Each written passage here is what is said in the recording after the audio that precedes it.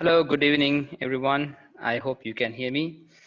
And I hope you had a good rest yesterday and that you're fresh to start a new week tomorrow. As usual, it's good to have everybody on board to be part of the Inspire session today. And certainly, we have a very interesting topic, and I'm sure we will all be blessed. Before I get to the introduction of the speaker, let's have a prayer. And may I invite Janath to offer the opening prayer?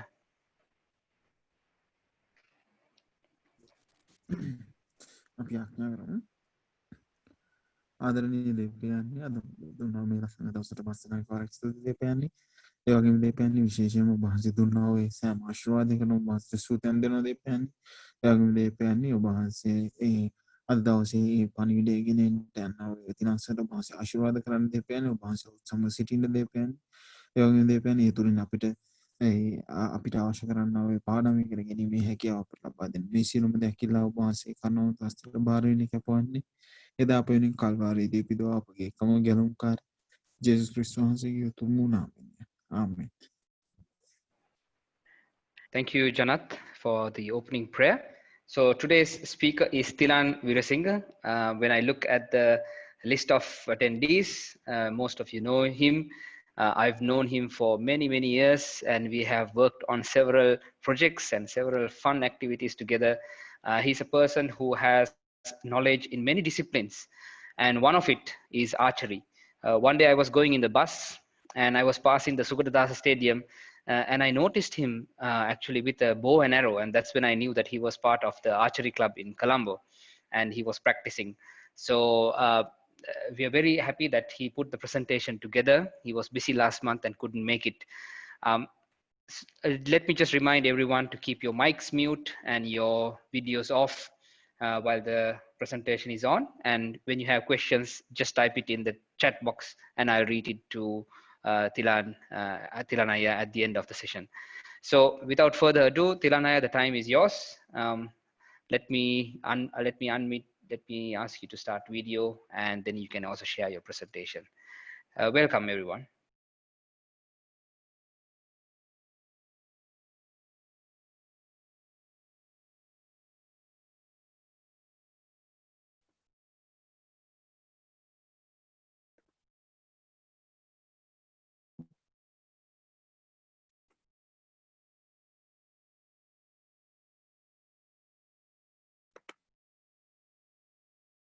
Good evening, everyone.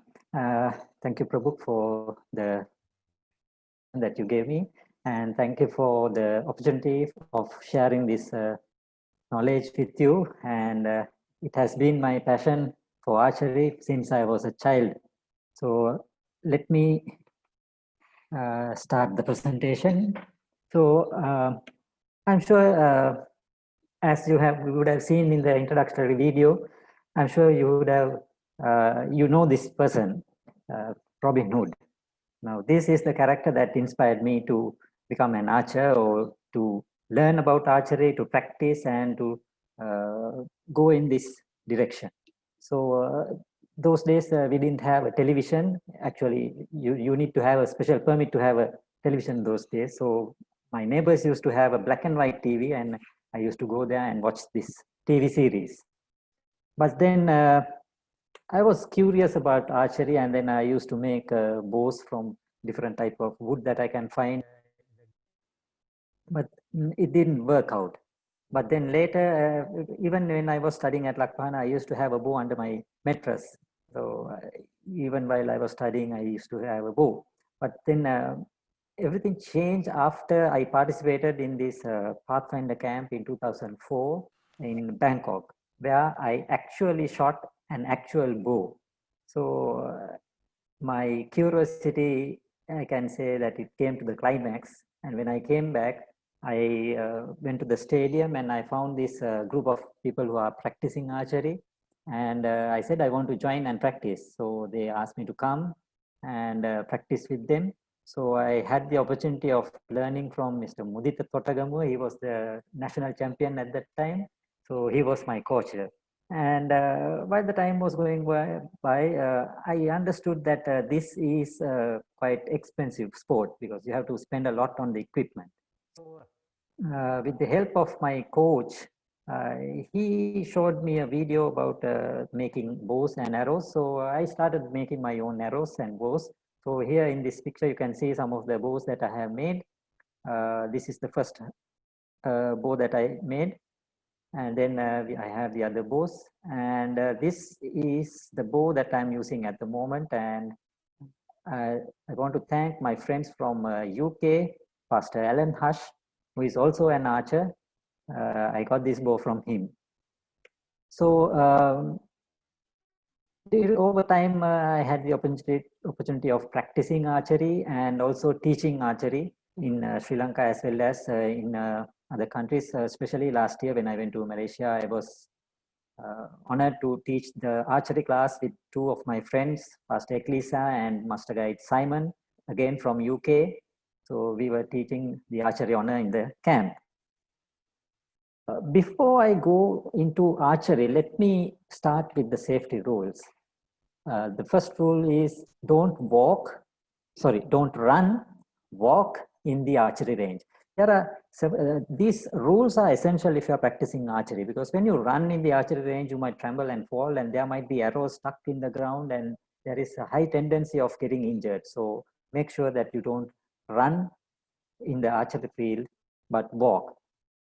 Do not aim anywhere else except the target. One of the rules in archery is, even though archery started as a hunting technique or to use as a weapon, now it has become a sport. But we have to understand that it is really dangerous. We are dealing with a fast moving arrow, so there can be damages. So make sure that you don't aim anywhere else except the target. From my experience, I do not even knock the arrow on the bow, even if there is some living thing within 45 degrees of angle. Make sure the shooting range is clear. Wait until everyone is out of the shooting range so that you have a clear view on the target, and then only we will start shooting.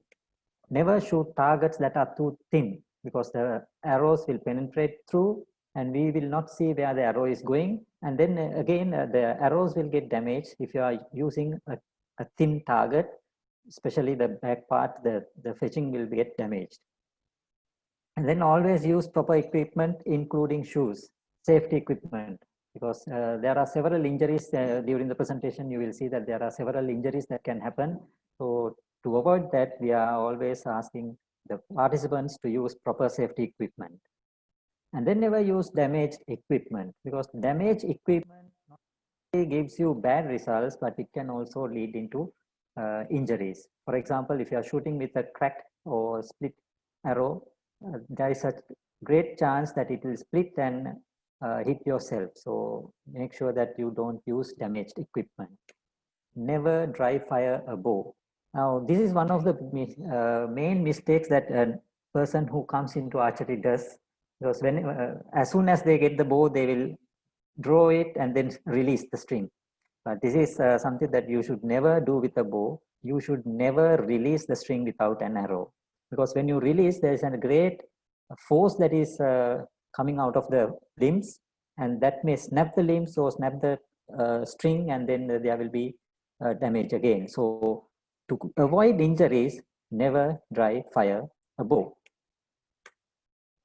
Wait until everyone is done shooting before you go and collect your arrows. Now, normally when you are shooting the arrows, 3 to 6 arrows per round.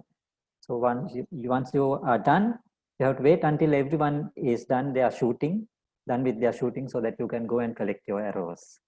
Otherwise, you will be walking and the people behind you will be shooting at the target, and you might get shot. Okay. Do not cross the firing line while the shooting is on. Again, the same thing. There will be 2 lines. You will have a waiting line, and then in the front you will have the shooting line. So if you are done, you can come back to the waiting line and stay there, but never cross the firing line and when the shooting is going on. Leave your bow against the target if you are behind the target. Now, sometimes your arrows might miss the target and go behind. So in that case, make sure that you first go and collect the arrows that are behind the target, and then come and collect the arrows that are in the target, so that you will not left behind the target while the others start the next round of shooting. Never shoot an arrow straight up, because once it goes up, you will never be able to identify or distinguish the distance from the arrow while it is coming down. So you are going to get hit by the arrow. So never shoot an arrow straight up. In fact, the only time that the arrow is pointed at a 45-degree angle at the moment is when they are. It's not a competition. In UK they have this field archery for traditional bows, the traditional long bows, where they have a competition to check how far the arrow goes. That is the only time that they are using they're shooting the arrow up, and that is also in a 45-degree angle. Okay, listen to the range master signals. There will be 3 signals. Once using a whistle, 1 whistle to go to the shooting line, 2 whistles to start shooting, and 3 whistles to end shooting and go and collect your arrows. If the range master blows the whistle continuously, that means you have to stop your shooting and come back behind the waiting line. Okay.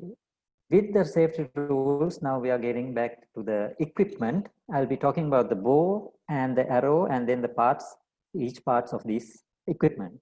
So the main, the 2 main things that we are going to use is the bow. In the bow, we have the center part. It's called the handle riser. And then in the handle riser, you have the grip. It looks like a pistol grip. And then above that, you will have the arrow plate or arrow shelf. And then there will be a flexible plastic arrow rest where you can keep your arrow on it. And then most of the models, they have this window sight or the sight window. The earlier bows and the traditional bows didn't have this sight window. And there will be 2 limbs attached to the riser. And the side that is facing the target is called the back. And the side that is facing towards you is the face of the limb. And in the limbs, there will be, now the modern bows, they have this recurve at the ends. And then you have the tips at the end with a string notch where you can attach the strings. And in the strings, especially in this recurve area and in the center, you have servings so that the string will not get damaged with the friction of the arrow and friction of the recurve while it is being shot. And when we come to the arrow, we have the arrow head. Usually it's a metal head. And then you have the shaft. And behind you will have 3 or 4 feathers. We call them fetching. You might have an index fetching a feather, which will tell you which side should face away from the bow. And then you have the nock, which will be attached to the string. If you take the bows, now this is the traditional long bow. Now it is made out of a single piece of wood tapered at the ends, and in the center you have the handle, but this is all one part. And then here we have the recurve bow, where it turns the opposite way. And you have the takedown bows where you can remove the limbs. Now these are the ones that we are using at the moment because it is easy to transport.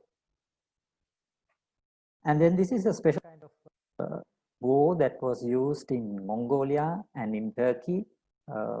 These are very short bows because now all the other bows, the long bows, recurve bows and takedown bows are made of wood.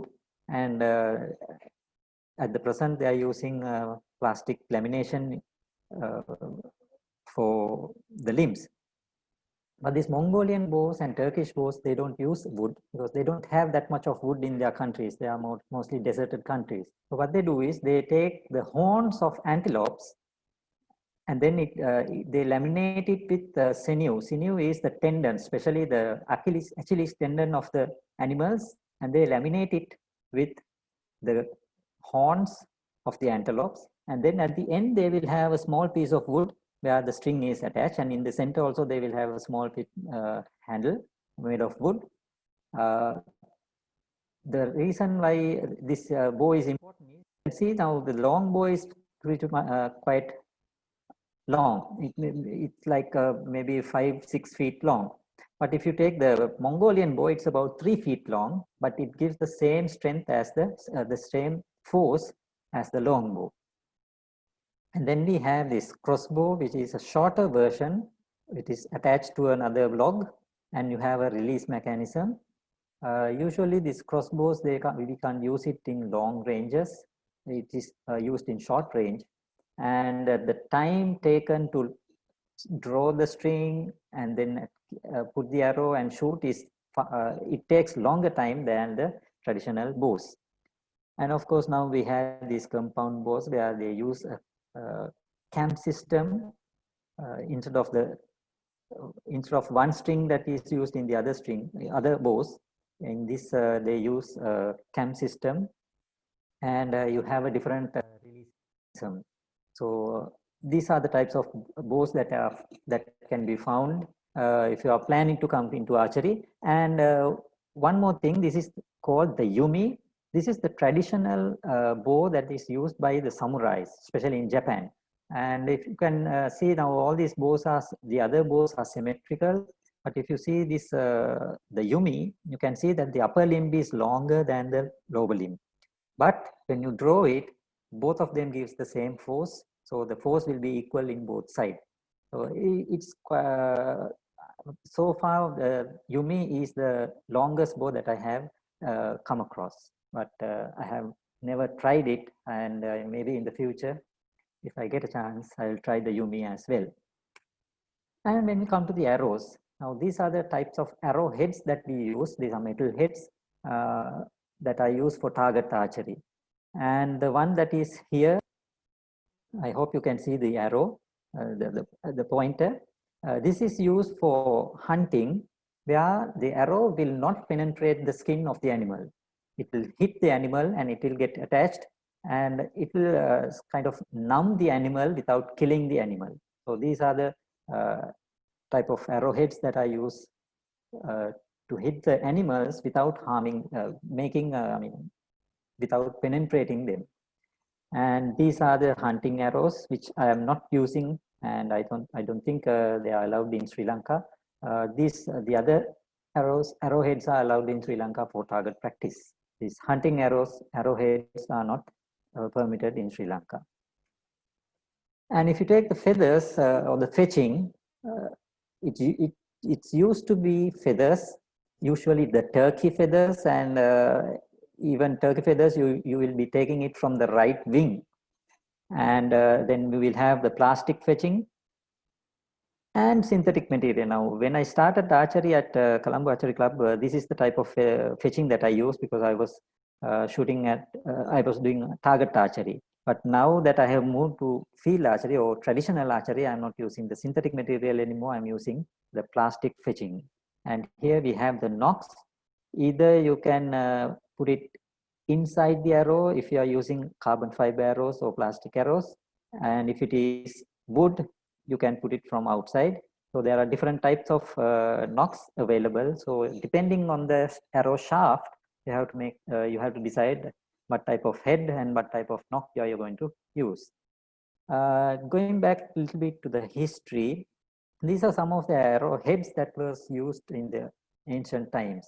If you can see, number 3, number 7, number 16, number 12, these are some of the arrowheads that was used for hunting and war. You can see that they are pointed and they can pierce the armor. So they were used in the warfare. And number 1 is the type of arrowhead that was used in fire arrows. Now you can see that there is a small chamber inside here. You can put the kindling and then you can light it and then shoot it. But there are different views about fire arrows, whether they were real or whether they didn't use fire arrows. There are questions raised by different people, but if they were using 5 arrows, this is the type of arrowheads that they were using. And if you see number 2, number 4, and then number 15, 13, 11, these are the arrows, especially 13, 2, 4, and 15. These are the arrows that were used for hunting and also sometimes in warfare. Now, if you can see that there are these, they have a broad head that can get attached in the body. Now, you can't, according to the shape, you can see that you cannot pull it back easily. Now, this creates a problem because, you know, if the target or the prey is moving, the arrow is going to move and it's going to create a huge wound inside the skin. So making the prey or the enemy to bleed, so that by losing the blood, they will stop running and then it will be easy to catch them. And number 17 and number 14 are the arrowheads that they use for hunting birds.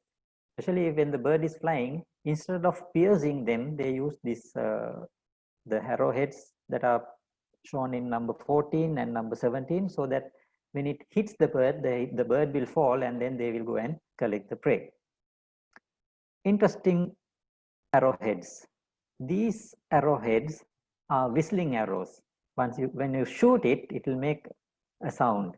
So these arrows were used for signaling and to distract. Even if you are using it in the war, you will be using it to signaling or to distract the enemies. Now here is an arrowhead with the whistle and a piercing head. So these are some of the arrowheads that was used in the past.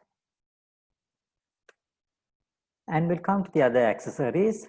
And this is the arm guard, because when you shoot the arrow, the string will come and start hitting your forearm. So to protect that, you will need an arm guard. There are several types of arm guards. Either you will have a full arm guard or a part.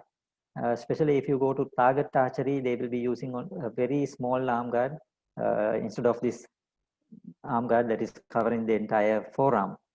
And if you don't use the arm guard, this is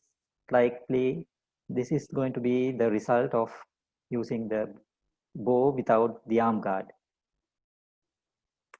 And to protect your fingers, you can either use a finger glove or finger tabs, separate finger tabs for your fingers, or a leather tab.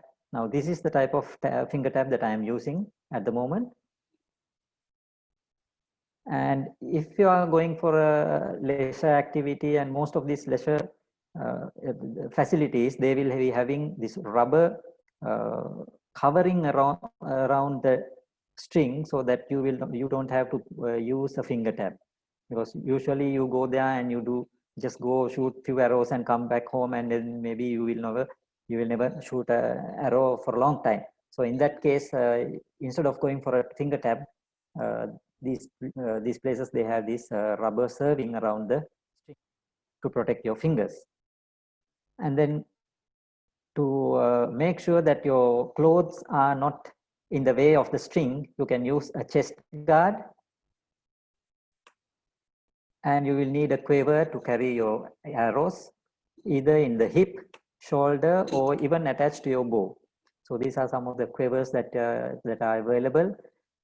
So these are the accessories that you need. And if you are in the target archery, now here, this is the arm guard that I was talking. Especially they are used by the target archers. A very thin plastic layer, a sheet or a plate is used as the arm guard. Now here you can see a part attached to the bow. This is known as the sight. And you will be having a sight pin. Now here we can see different types of sight pins you can choose. So this sight pin is used for aiming. And this is how you will see the target through the sight pin. So you will see look at the target through the sight pin, and when it is in the center, you release the arrow. And this long bar is known as the stabilizer. Now, in the end, you have these rubber dampers, because when you shoot the bow starts vibrating, and that vibrating can cause the vibration can cause your bow arm to drop or to shiver, and then your target will go away. So to avoid that, you use a stabilizer, because once the arrow is released, that vibration is absorbed by the stabilizer, especially these dampers at the end of the stabilizer. So once it starts vibrating, the arrow has already passed the. There are two types of archery. One is the target archery, and then the other one is field archery. Now, I started in the target archery, but then because of several issues, I had to shift to traditional archery or field archery. Now, in field archery, we normally don't use the arrow. We normally don't use the sight pin. Instead of that, what we use is something called the gap shooting. In gap shooting, you will either use your bow window, the sight window, or the target as your reference point. Now, in this case, you can see that the left side, it shows that if you are shooting from 30 yards, this is going to be the reference point that is going to be aligned with the target. Is going to use the target. Now you are going to either shoot at the point or below or above the target, and you are going to point your arrow in a point in order for the arrow to go and hit the target. So these are two types of aiming, and for me, I'm using the one that is in the right side. I'm using a referral point in the target or on the ground. So when it comes to shooting, there is some science behind shooting. In physics, we find this law of conservation of energy. It says the total energy in an isolated system is constant. That means it doesn't change. And the energy is neither created or destroyed. It can only be transformed from one to another or transferred from one system to another. When you take archery, now in your body, you have a certain amount of energy, and you're going to transfer that energy into the limbs by pulling the bow back. And then there is potential energy stored in the limbs. And once you release the arrow, that potential energy is going to get transferred to the arrow as kinetic energy. So this is something that we need to understand.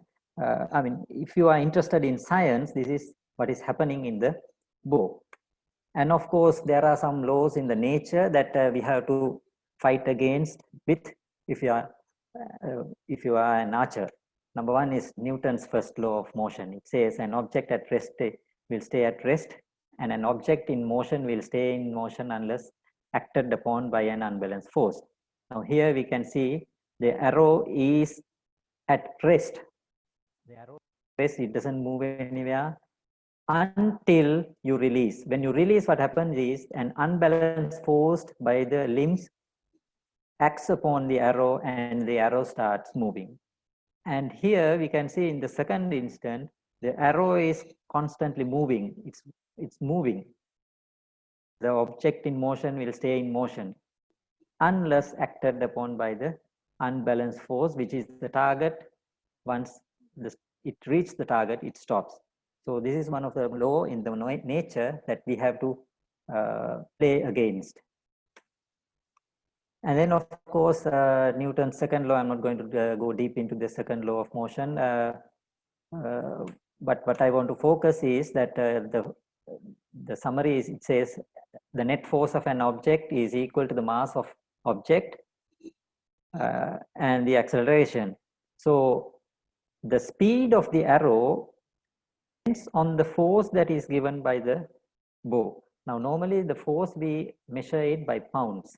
You start with 20 pounds and then you increase it by maybe 4 pounds, 24, 28, 32, and it can go up to If it is target archery, it can go up to 40 pounds. Or if it is field archery or hunting, it can go up to 60, 70, 80 pounds. But normally you will be using a bow with between 20 and 50 pounds, 40 pounds. And the speed of the arrow depends on its weight.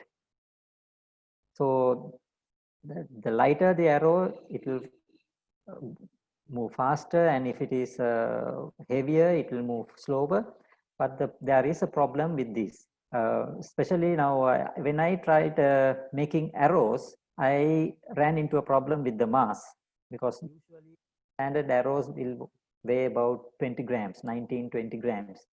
But the best arrow that I can make was twice the weight. So it didn't give me good results. So I had to go back to the carbon arrows, which was lighter. Okay, and then we have this Newton's third law of motion, which will lead us to my topic, which is the Archer's paradox. So Newton's third law says every action has an equal and opposite reaction. So when the force is given to the arrow gives back its opposite reaction. So the opposite reaction is that it will start moving, but before start moving, the arrow starts bending. And that bending, it will first bend towards the bow, and then it will start bending the opposite side. Now, if you can see the picture, you can see that first it bends towards the bow, and then it straightens and bends to the other way. So this action, bending in the opposite side, will take place until the arrow goes and hits the target board. So we think that the arrow is going in a straight path, but actually it travels, the arrow starts wiggling, and with the fetching it starts spinning. So if you take, it's really interesting to see how an arrow is flying in slow motion. Now, as I said, this third law of motion is the one that is helping out with the Archer's paradox. Now, what is Archer's paradox? Now, here you can see when you shoot, you are aiming your bow at the target. Now, if you can see that when the arrow is not drawn, the arrow is pointing away from the target. So a person might think, okay, the arrow is going to miss the target. But when you shoot it, the arrow is going towards the target. So how it happens is because of Newton's third law, because the arrow is going to bend and clear the bow, and it will travel towards the center of in the path where we are aiming. So this is known as the Archer's paradox, because in the gray side, it looks like the arrow is going to go away from the target, but once you release the arrow, it goes in the straight path. So this is the Archer's paradox. Now, there are some people who says that the bending of the arrow is Archer's paradox, and there are so many other explanations, but that is the paradox is you see that it is going away, but it goes to the center of the target. Okay, and the last law that I'm going to talk is the gravity. Now, of course, the arrow, when you shoot at the target, it's going to go down. So we have to make sure that it travels in a parabolic path, so that we may have to aim little higher. So these are some of the laws that we are following in archery. Okay.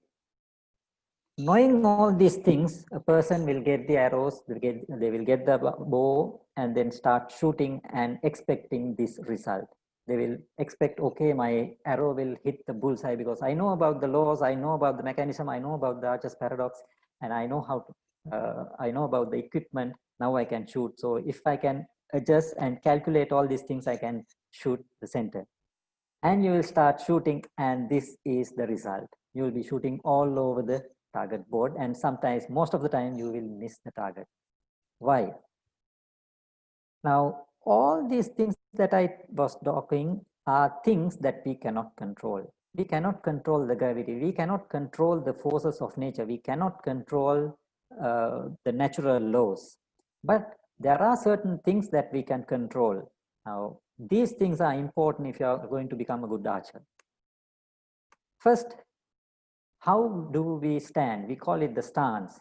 If you draw a line from the target and a perpendicular line to that line, you will be standing with your feet in either side of that second line, which is perpendicular to the first line.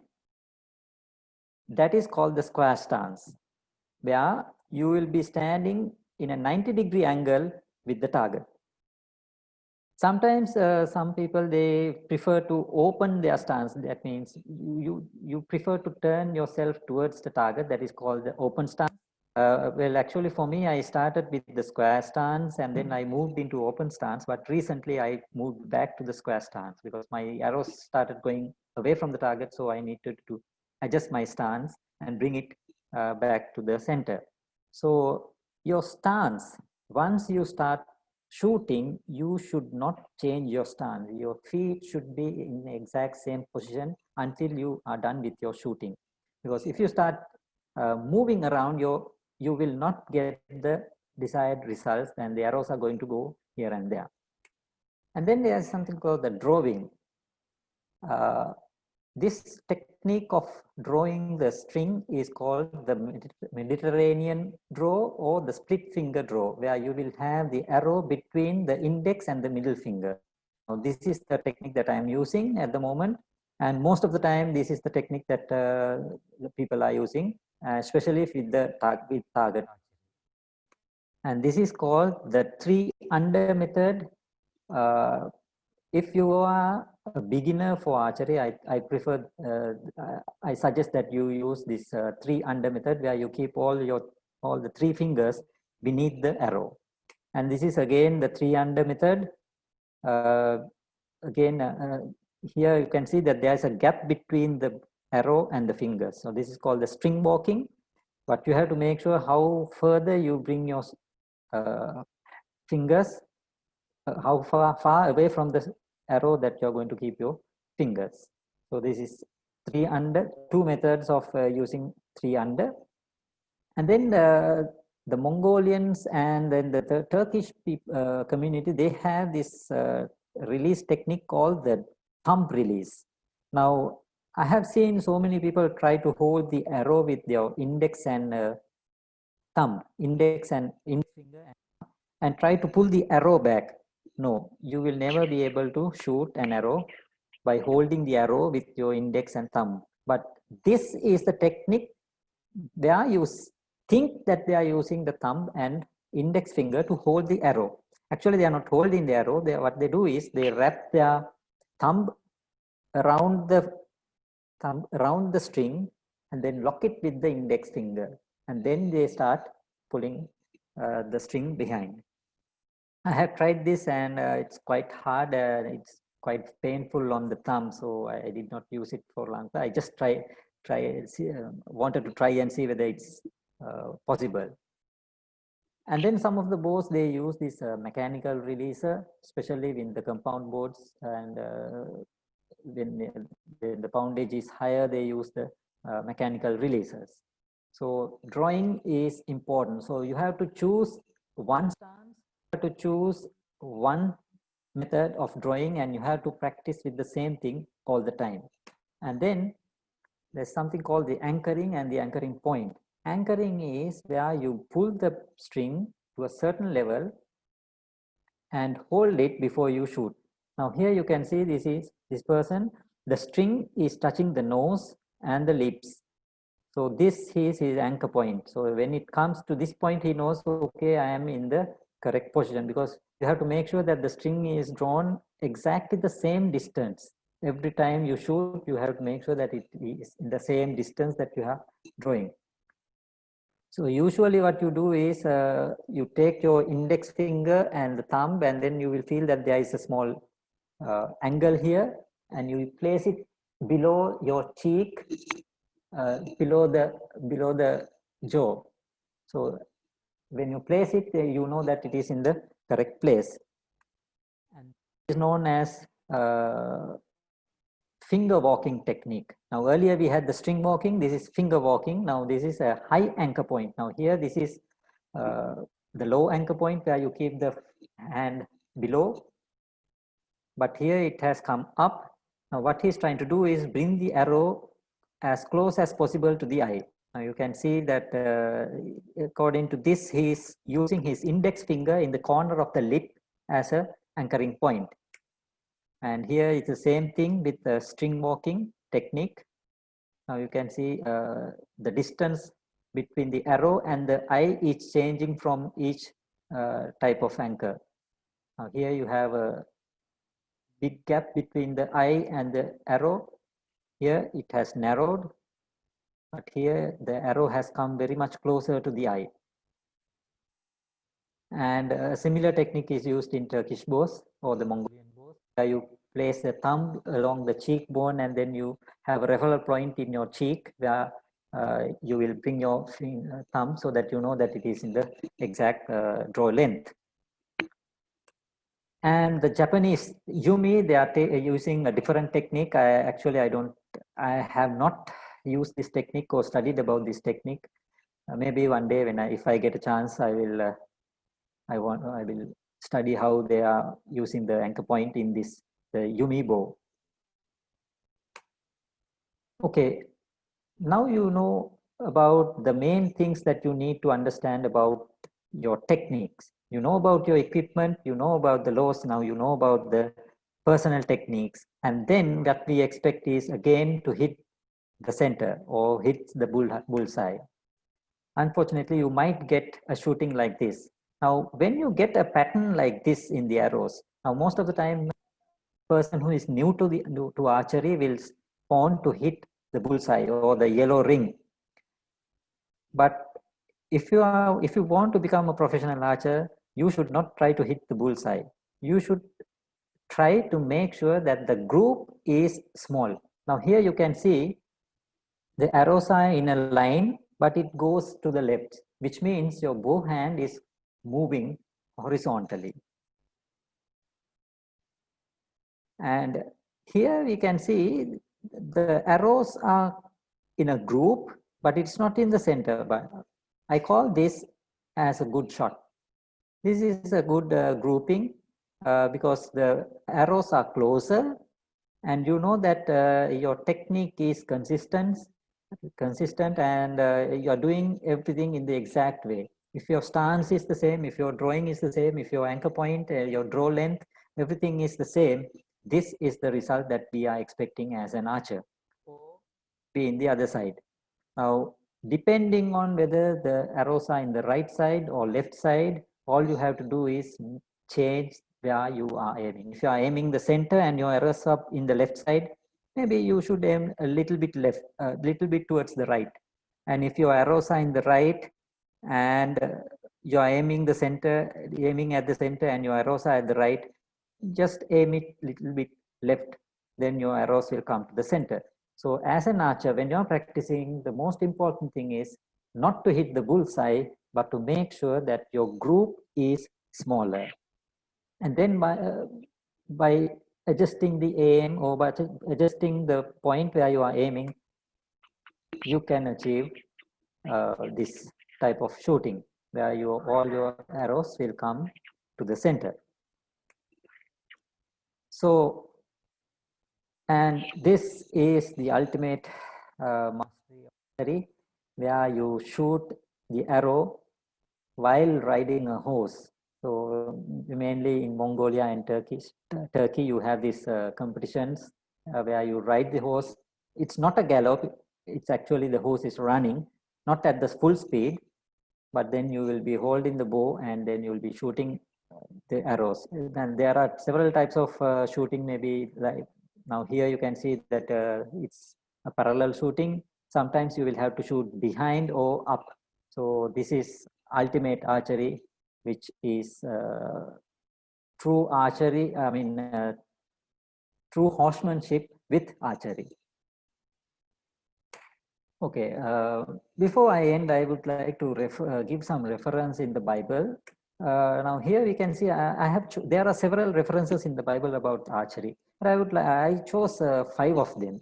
Now Genesis 27 is the first reference that I found in the Bible about archery. Here we can see that Isaac is sending his elder son with a bow and arrow to hunt an animal and to bring him food so that he can bless him. And the second verse, 1 Samuel chapter 20, verse 20, this is where the Solomon uses a bow and arrow to signal David whether it is safe to stay in the palace or not. And thirdly, First Chronicles chapter 12, verse 2. Actually, I want to thank Prabhu because he is the person who pointed this some time back in one of his sermons. It says that there was a group of people who came to David once he became king, who were able to shoot the arrows with right hand and left hand, and also were able to use the sling in both hands. So now if you take these 3 verses, the first one is to self-sustain, to find your food. The bows and arrows were used in daily activities. The second Bible verse, it says that the bows and arrows were used for communication. And in the third, this is an army, so they are going to war. So the bows and arrows were used in the war. So just think about these things. You know, we can use the same equipment in 3 different contexts. And if you come back to the Psalms 64 verse 3, it says, who whet their tongue like a sword and bend their bows to shoot their arrows, even bitter words. So our bitter words are compared to arrows. Forget about the bitter words. Just think about words. So if we compare our words to arrows, we can either use it to sustain ourselves in our daily living, we can use it to communication, or we can use those words to make war against your brother. So we have to be careful about the words that we use, because the Bible compares our words to arrows. So when you look at archery, there are a lot of things that we can learn from archery to our spiritual life. And also if you go to Psalms 127 verse 4, the arrows are in the hand of mighty men. As the arrows are in the hand of mighty men, so are children of youth. Because we are talking about the great controversy and the war against the sin. In this battle, we say that the youth are the soldiers or the frontliners in this battle. Yes, youth can be used either to save lives or to destroy life. Now, we have seen in several incidents that youth are being used for these purposes. For example, there are certain terrorist groups that are training the youth to be suicide attackers. And at the same time, we are trying to use our youth in saving the world. So it depends on where you use it and how you use it. So it is very important to make sure that we use them in the correct way. And of course, before I end, I would like to bring your attention to this particular verse, Matthew chapter 24, verse 19 and 20. It says, the gospel of the kingdom shall be preached in all the world for a witness unto all nations, and then shall the end come. Focus on 3 words, the gospel and preach and the world. So we have a gospel and we have to be the preachers and we have to preach it in the world. Now, if you take the bow and arrow and compare it, your arrow is going to be the gospel and you're going to be the preacher and your target is going to be the world. Now, there are several things that we have to understand here. If the arrow is too thin or too flexible and you are trying to put more force, the arrow is going to split. And if the arrow is too heavy, it's not going to reach the world. And if you were paying attention from the beginning, the techniques that we use, the natural laws that are affecting, and your personal, the internal factors that we have to adjust, all these things matter when we take this gospel into the world. So our personal life, our personal practice is important when we are trying to preach the world. If not, what will happen is you will end up shooting your arrows away from the target or all over the target, or even missing the target. Or you might end up having the arrows not consistent. Some of them are in the center, some of them are deviating, or you might get the group in a different place. So our aim is that we should adjust ourselves, we should change ourselves. If there is something wrong, the external forces, we cannot control them, we cannot change the gravity, we cannot change the external forces, but internal forces or internal factors are the things that we can change. So if we go to the application, have consistency, build up the consistency, make sure that you live a true Christian life, take the gospel to the world. Have a steady stance. Make sure that your stance is, you choose your stance and stay there. You can't be changing your step all the way. Once you can't step in God's service, and then next time you can't go and have another step in the world. You have to make sure that your stance is firm. And also your actions may not give the instant result. As I mentioned earlier, when you start shooting, you will not be able to shoot all the arrows in the center. But over time, as you practice, you will become better. So when you start serving the Lord, you will not be able to get instant results. But as the time goes by, you will have a better outcome. Keep working on your techniques until you reach the consistency. Sometimes what we do is we work for some time and then we can't see the results, so we give up. No, keep up your work, have consistency, and one day you will be able to reach the target. If the outcome is deviated, if the group is there, if the arrows are in the group but it is not in the center, maybe we have to adjust, maybe we have to change the techniques, we have to change the place where we are aiming. So we may have to do all these things. The things have to deal with our internal factors. We have to change. Our personal life have to change if we want to see a better outcome. So with that, keep your form, never give up in the service of the Lord, and God will bless you. Thank you. Thank you very much, Thilan, for that very interesting presentation. Let's go into the question and answer. The first question is about the grip. Can a left-handed person also use the same bow used by a right-handed person? If it is a traditional bow, yes. I mean, if it is a long bow, left or right, it doesn't matter. But if you are a left-hander, definitely you will have to find a bow that is left-handed, where the window will be in the opposite side. So there are different, the riser, all you have to do is change the riser.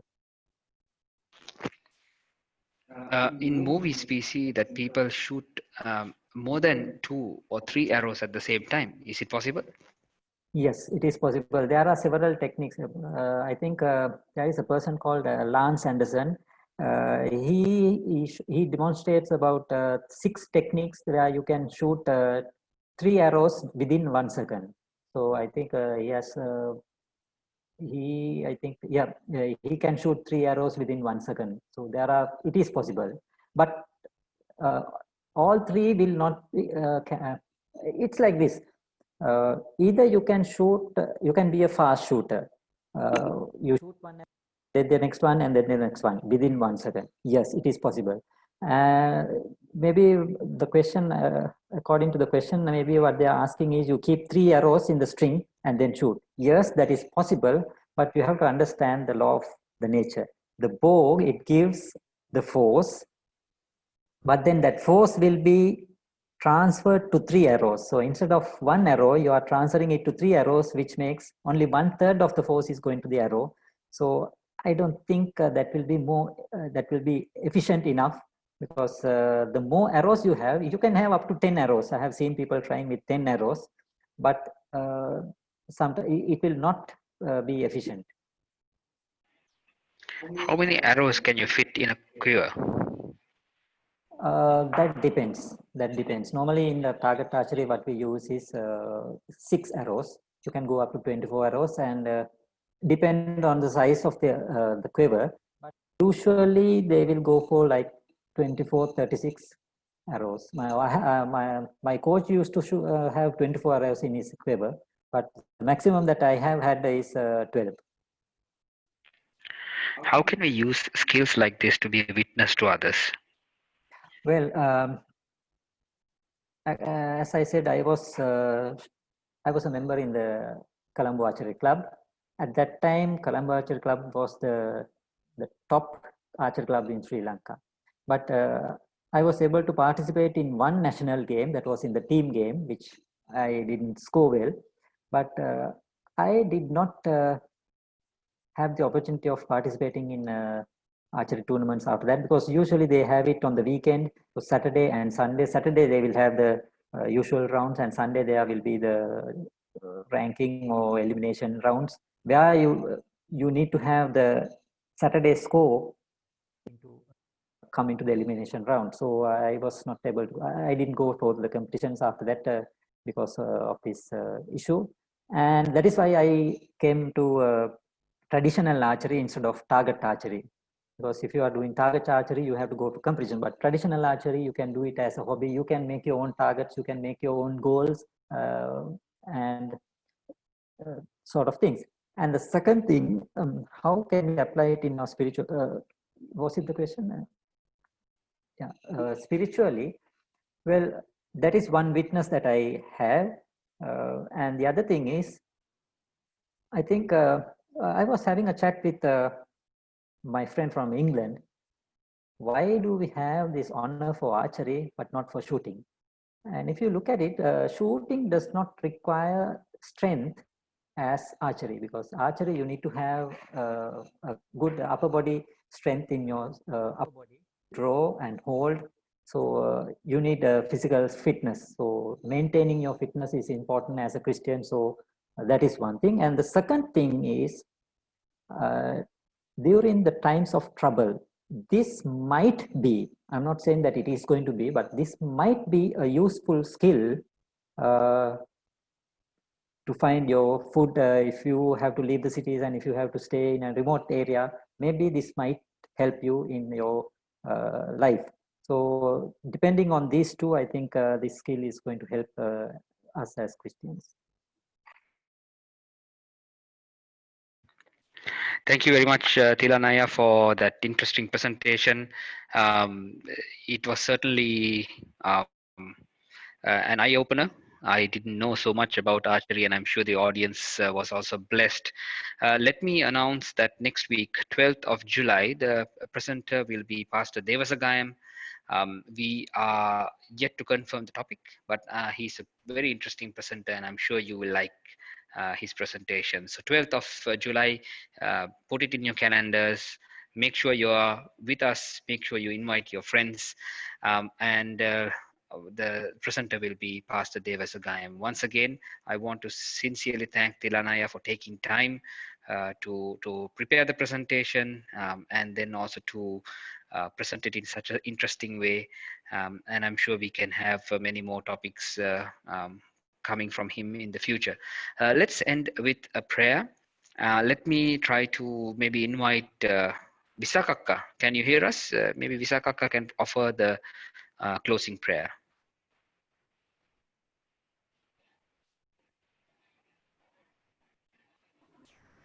Let's pray. Our most gracious and loving Heavenly Father, Lord, thank you for giving us this time to learn something new in life, and especially, God, as Thilan has mentioned, the practical part of how we can use it to further our faith and how to target the word. Lord, help us learn these lessons that you have showed through archery so that we can be better witnesses, and that we can reach the targets that you have set for us, Lord. Thank you so much for all the blessings that you have given to us. And Lord, as we start a new week, I ask you to be with each one of us. Help us and guide us so that we can continue to be shining lights to you. In Jesus' name I pray, amen. Thank you very much, Sakaka. Thank you, Thilan, once again. Thank you, everyone, for being part of the program. And we hope to see you on the 12th of July. Please keep the date booked. Good night and God bless.